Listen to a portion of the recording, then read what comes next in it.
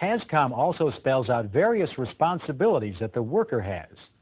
These responsibilities can be summarized as knowing the location of the material safety data sheets at your work site, spotting and reporting any hazards, knowing the potential physical and health hazards posed by any of the hazardous materials on site, knowing and practicing the actions necessary to protect yourself from these hazards, knowing what to do in case of an emergency, and knowing the location of your employer's written hazard communications program. Take the time now to try a question about working safely with equipment and materials. In this part, we'll look at how you can inspect and work safely with commonly used types of ladders and scaffolds. Ladders and scaffolds are used to perform work in elevated locations. Now, anytime work is performed above ground level, there is an increased chance that an accident will occur. We'll begin with a look at ladders. Basically, there are three types of ladders commonly found at work sites: straight ladders, extension ladders, and step ladders. This is a straight ladder. It consists of two rails, rungs between the rails, and safety feet on the bottoms of the rails. The straight ladders used at work sites are usually made of wood or fiberglass. OSHA requires regular inspections of all ladders and an inspection before each use. Another commonly used type of ladder is actually two straight ladders connected, and that's an extension ladder. The two straight ladders are assembled using a mechanism that allows the overlap between them to be varied. This makes it possible to vary the length of an extension ladder to match the needs of a particular job. An extension ladder also has rung locks that support the weight of the movable section and a person climbing on the movable section. When you're inspecting an extension ladder, you look for many of the same things that you look for on a straight ladder. When you inspect the rope that is used to raise and lower the movable section of the ladder, see if it's frayed or has worn spots. If this is the case, it should be replaced. The rung lock should be carefully inspected for damage before each use.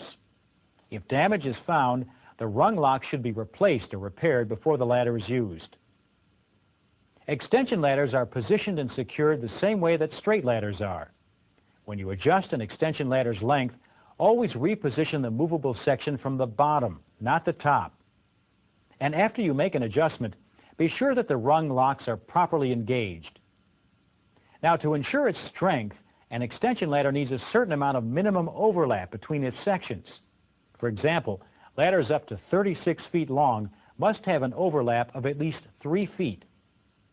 Ladders 36 to 48 feet long require at least 4 feet of overlap, and for ladders that are 48 to 60 feet long, 5 feet is needed. You should never stand on the top step because putting your weight that high will make the ladder unstable. The top of the ladder is made to support the hinges, not to be used as a step. And although the rear braces may look like rungs, they're not designed to support your weight, so never climb the back of a step ladder.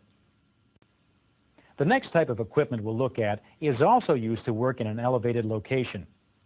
Scaffolds provide safe, secure, elevated work platforms for workers and materials. Scaffolds are designed and built to high safety standards, but normal wear and tear or accidental overstress can weaken a scaffold and make it unsafe to use. For this reason, it's important to inspect all parts of a scaffold before each use. There are 3 basic types of scaffolds: tubular welded or sectional scaffolds, rolling scaffolds, and suspended scaffolds. Take a moment now to answer a question about the safe use of ladders and scaffolds. Well, in this topic, we looked at actions that can be taken to help ensure worksite safety, including personal protection, safe work practices on the job, safe handling of equipment and materials, and safety practices for working with various types of ladders and scaffolds. Try some practice questions now that relate to this material. Electricity is a form of energy. The movement or flow of electricity is called current. Current is measured in units called amperes, or amps for short. The force that makes electricity flow is called voltage. Voltage is measured in units called volts. Now, all materials offer some resistance to current flow.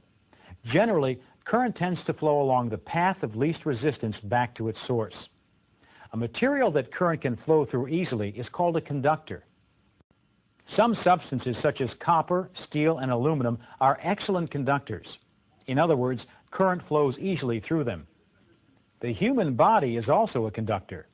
If the human body comes in contact with a current-carrying conductor and is also in contact with the ground, the body may become the path of least resistance. When the body conducts current and the amount of current is sufficiently high, a person suffers electrical shock. Electrical shock is the body's physical reaction to a significant amount of current flow through it. The prime cause of death from electrical shock is the heart going into a state of convulsion called ventricular fibrillation. When a sufficiently large amount of current flows through the heart begins twitching in an irregular manner. This twitching is ventricular fibrillation. Ventricular fibrillation lasts for only a short time. Without the normal heartbeat rhythm, the individual dies. Of course, not all electrical accidents result in death. Electrical accidents can also result in electric shock, falls caused by shock, as well as burns and other injuries caused by explosions and fires. Now, you don't necessarily have to come in direct contact with a conductor to be injured. You should also be aware that electricity can pass through the air for short distances. When it does, the arc and flash that result generate a great deal of heat that can cause burns, fires, or even explosions. OSHA regulations and your company's policies and procedures are very specific about keeping the workplace safe from electrical hazards. In addition, there are many things that you can do to reduce the chance of an electrical accident. To remain safe around electrical hazards, you need to know the safe working distance that applies to each worksite situation. You must also make sure that you never get any part of your body or any tool you're using closer to exposed conductors than the safe working distance. Information on safe working distances can be obtained from your supervisor, company safety policies, and regulatory documents. Now, if you're present when someone receives an electrical shock, remember that immediate action can be life-saving. If someone is shocked, follow your company's procedures to respond to the situation. These procedures include reporting the situation and disconnecting the circuit. If the circuit cannot be readily disconnected, use non-conducting material to separate the victim from the circuit. Be careful not to touch the victim or the electrical source unless you are safely insulated. You don't want to become another victim. Once the victim is separated from the circuit, provide first aid as required and call for an ambulance. Of course, the best way to provide fire safety is to prevent a fire from starting in the first place. There are several measures that you can take to help prevent fires. Always work in a well-ventilated area, especially when you're using flammable materials such as shellac, lacquer, paint stripper, or construction adhesives. Also, never smoke or light matches when you're working with flammable materials. You should make sure that combustible materials are stored only in approved containers and keep oily rags in approved metal containers. It's also important to know how to use fire extinguishers. This includes knowing where fire extinguishers are located and what type of extinguisher to use for different types of fires. In addition to fuel, oxygen, and heat, one more thing is needed for a fire, and that's a chemical reaction among all three elements that allows combustion to occur and to continue.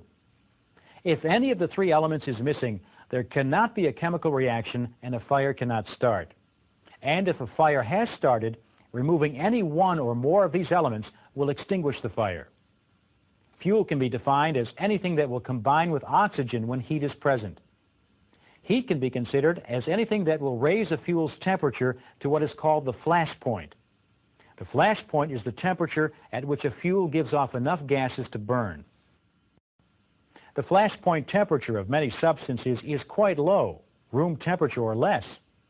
When burning gases raise the temperature of a fuel to its ignition temperature, the fuel itself will burn and keep burning even though the original source of heat is removed. The best way to prevent a fire is to make sure that the three elements for a fire to start are never present in the same place at the same time. This can be done for different types of fuel by recognizing and removing at least one of the elements. Many other materials at work sites are referred to as ordinary combustibles, and they can become fuel for a fire. The term ordinary combustibles refers to wood, paper, cloth, and similar materials. The easiest way to prevent fire involving ordinary combustibles is to remove the fuel by keeping a neat and clean work area. If a fire does start, you are not expected to be an expert firefighter. However, you may have to deal with a fire to protect yourself, others, and property.